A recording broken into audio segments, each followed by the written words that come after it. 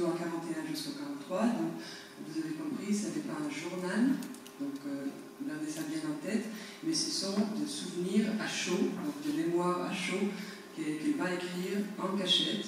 Et dans quelques minutes, vous allez voir aussi l'histoire vraiment incroyable, comme disait Sylvia, pas uniquement de ce témoignage, qui est vraiment cette histoire remarquable, mais aussi de l'histoire de ce témoignage, comment il a été publié, comment il a été après tombé un peu dans l'oubli, comment il a ressurgi en plusieurs langues, et ça 70 ans plus tard. Donc on va essayer de faire, voilà, on va un peu basculer dans l'histoire.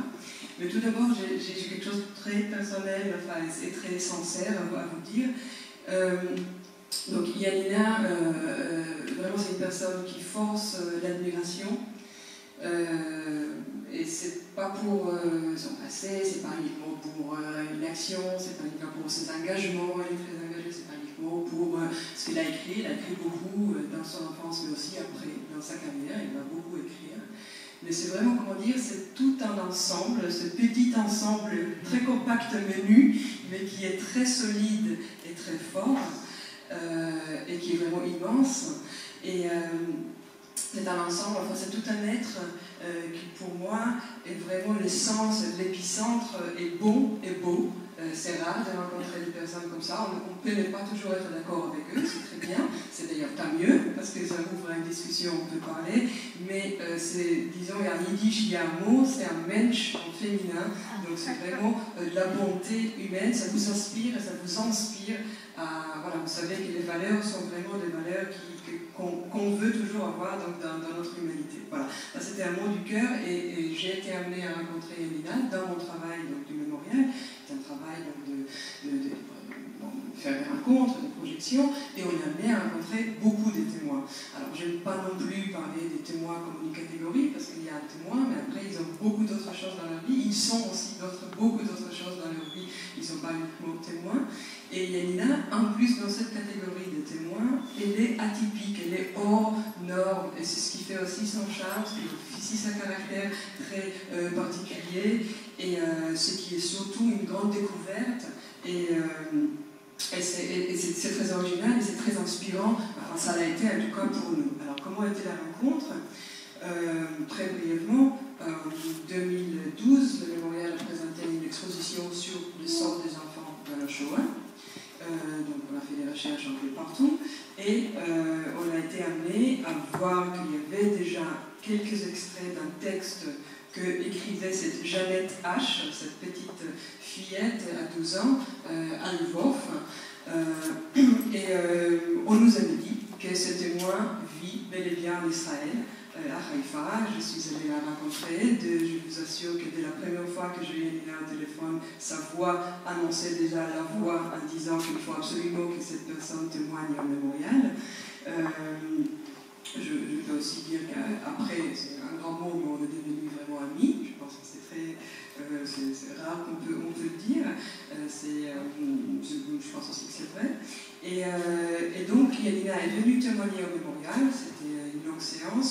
Puis, c'était de là qu'est venue la promesse de travailler sur le texte et d'essayer de le publier. Entre-temps, il y a eu beaucoup de découvertes que vous allez voir en parlant et aussi en travers le film qu'on va vous montrer. Peut-être pas dans l'intégralité, parce qu'il est quand même tard. Le film est long, on va essayer de vous montrer au moins une bonne partie du film, celle qui surtout touche notre sujet aujourd'hui, qui est vraiment le témoignage de Yanina, parce que le film parle aussi de beaucoup de mémoires en Ukraine, c'est assez vaste, donc il y a beaucoup d'aspects à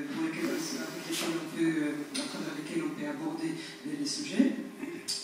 Et donc, entre-temps, il y a eu beaucoup de découvertes sur ce témoignage, sur les écrits, et on a réussi récemment avec Judith Lioncan et grâce à Catherine Cocchio, qui dirige cette collection chez Classique Garnier, de publier en français le texte de Yanina, qui a été tout d'abord publié en polonais. Mais on va vous expliquer tout cela calmement et en essayant de vous expliquer justement les différents maillons de la chaîne, ce qui n'est pas toujours très évident parce que l'histoire est complexe. Mais commençons par les débuts, par les commencements. Et avant que je commence, avant tout, peut-être Yanina voudra nous dire quelques mots avant qu'on commence à raconter un peu l'histoire de ce que voulais remercier que vous avez invité de parler. Je suis très émue, puisque mon métier, c'était chimiste qui travaillait en recherche, pas enseignant. Alors, j'ai un peu peur d'être devant le public. Alors, il faut que je vous dise ça de début. Où vous étiez à Rabat? Où vous étiez? À l'Institut de Weizmann et aussi à l'Université de Munich, en Allemagne. Au début, peut-être, il faut que je vous dise que ce n'était pas facile pour moi d'aller travailler à Munich, en Allemagne. Et je suis très contente que j'avais fait ça. On a chez nous des écoles qui font une collaboration entre les enfants, entre les élèves israéliens et les élèves allemands. Et une fois, je suis devant ce mélange des enfants israéliens et allemands à Haifa, que je me pensais, comment c'est possible que maintenant ces deux groupes peuvent être assis l'un près de l'autre. Avant 70 ans, je ne pouvais pas imaginer une telle situation. Mais ça me donnait un grand espoir que aussi chez nous, en Israël, en Moyen-Orient, on aura paix. Les Israéliens et les Arabes vont vivre ensemble, puisque seulement ça, c'est un espoir. On peut vivre sans de guerre qui se répète chaque quelques années. Voilà. Merci. Merci.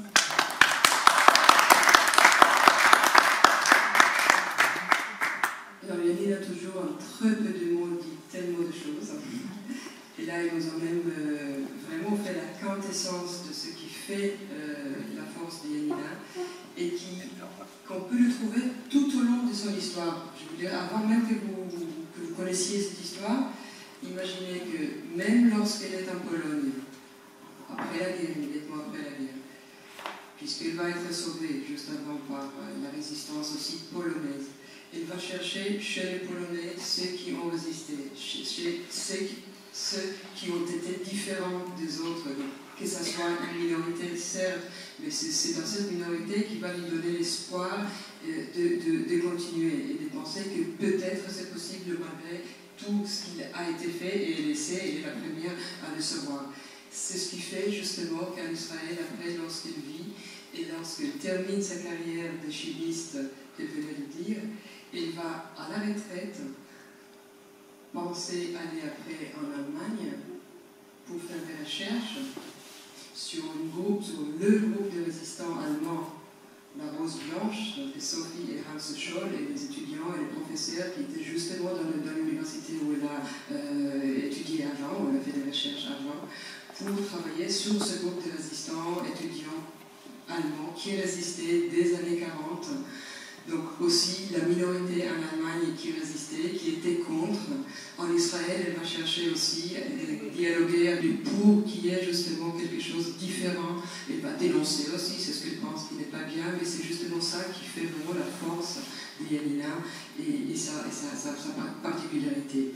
Et lorsque les éditions sont publiées, les éditions vont paraître, on va en parler dans les années 2000 en plusieurs langues, elle va insister qu'il y ait toujours un épilogue qu'elle va écrire le moment même où l'édition est publiée, un épilogue qui d'une part relie le passé au présent et qui laisse une ouverture vers le futur, et un épilogue où elle va raconter ce qui est passé après la guerre, parce que la vie, heureusement, n'est pas terminée avec la guerre, et tant qu'il y a la vie, donc elle a encore l'espoir, elle peut encore continuer. Donc, le dernier mot même de l'épilogue, c'est que malgré tout ce qui peut se passer et qui se passe et qu'elle peut dénoncer en Israël, elle dit « Le cri de manifestation juifs et arabes refusent d'être ennemis, mais donnent du courage et m'inspirent de l'espoir. » Donc ça, c'est le dernier mot de son épilogue. Alors revenons un tout petit peu, si on essaiera à deux voix, je sais que c'est un exercice toujours difficile, mais vous raconter avant de vous montrer le film, un peu pour que vous puissiez savoir dans quel contexte difficile et dans quelles conditions particulières il va écrire ses mémoires, qui sont à la fois, je vous dis, donc c'est vraiment par rapport au témoignage que je connais, donc c'est déjà en soi un témoignage très particulier, très unique, notamment par la précision de détails que Yanina, donc, à 12 ans, nous délivre. Et donc ça, c'est très important en tant que témoignage direct de la Shoah, comme tout témoignage direct de la Shoah qui est important. Et en même temps, l'histoire de ce témoignage nous renseigne aussi et nous permet d'avoir l'histoire des témoignages, comment le témoignage est publié et qu'est-ce qu'il y a aussi derrière un témoignage qui est publié. Donc ça, on va voir. Donc ça renseigne aussi sur l'histoire et l'historiographie du témoignage. Donc Yanina, on se tutoie parce qu'en hébreu ça n'existe pas, on ne va pas faire semblant. Donc tu es né en 1931 à Lvov. Tu veux nous raconter quelques minutes l'enfance avant 1939? Dès que la Seconde Guerre mondiale éclata, c'était les Russes qui sont entrés en Lvov. Puisque Lvov, c'était à l'est de Pologne. Lvov, il faut juste savoir, Lvov, c'était quand même une ville, c'était la troisième grande ville de Pologne à l'époque des judaïsme. Donc il y avait 100 000 juifs sur 340 à peu près de la population. Donc la troisième grande ville des juifs en Pologne. Et le père d'Yanina, peut-être. Mon père était rédacteur en chef d'un journal sioniste dans la langue polonaise, Chwila, Moment.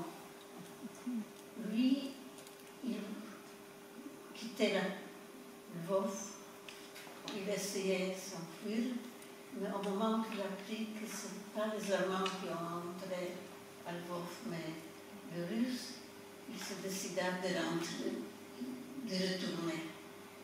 En retournant, c'était le risque que l'on emprisonnait. Il était en Lvov quelques mois et après dans l'Union soviétique en prison, et ils ont le libéré 3 mois avant que les Allemands ont attaqué l'Union soviétique en 1941. Voilà, de 1939 à 1941. Donc Yanina, tu vis à Lvov avec ta mère, c'est ça? Le père est en prison. Et donc durant ces 2 ans, bien évidemment, les conditions sont très difficiles. Ta mère essaye de donner de nourriture à ton père, c'est des conditions de guerre. Mais ce n'est pas encore ce qui va se passer après 1941. Donc, dans ces moments de la soviétisation de Lvov, il y a encore des écoles, pas des écoles hébraïques, donc pas de culte, mais il a continué encore à aller à une école polonaise, n'est-ce pas, même des cours de danse dans ces 2 ans. Mais tout bascule en 1941, n'est-ce pas? Tout va commencer à basculer en 1941. Mais les Russes ont invité les Juifs à rejoindre la Russie, non? Alors, il y avait justement, donc on pouvait ou être russe, donc il fallait choisir ou être russe, donc prendre la nationalité, ou justement être, en fait, paradoxe, c'est que ceux qui ont été sauvés, c'est tous ceux qui ont été expulsés ou déportés en Sibérie. Donc, de tous ceux qui sont rentrés en Sibérie, le retour après les rapatriements en Pologne en 1945, c'est ces personnes-là qui a le plus de survivants. Donc ça, c'était les paradoxes. Donc il y avait des gens qui, en effet, en 1941, choisissaient la nationalité russe ou choisissaient de partir, ou après, en 1941, choisissaient d'être dans la partie allemande, les ghettos allemands, ce qui était, condamné donc leur sort. Mais on va continuer peut-être avec... Donc en 1941... 41 juin, avant que les Allemands sont entrés, avant que les Russes ont quitté Lvov, ils ont mis en fait toutes les prisons dans la ville et la plupart des Ukrainiens les prisonniers ont trouvé la mort. Alors, dès que les Allemands sont entrés, les Ukrainiens voulaient se venger. Et mon père, comme un bon journaliste, m'a pris matin, ce premier jour que les Allemands étaient dans la ville, on a sorti pour voir comment est la ville sous les Allemands. Et ce qui s'est passé, que dans ce premier jour, les Ukrainiens ont fait un grand pogrom. Ils ont attrapé des Juifs sur la rue ou même ils les tiraient des maisons, ils les apportaient aux différentes prisons pour nettoyer des morts que les Russes ont laissés. C'est une histoire un peu compliquée, mais vous avez compris. En fait, il y a beaucoup de... Les soirs, ces Juifs sont retournés à la maison. Pourtant, il y avait seulement une prison duquel personne n'est pas rentré. C'est-à-dire, ces Juifs qui étaient là, ils étaient tués. Parmi eux, c'était mon père, le premier jour de l'occupation allemande.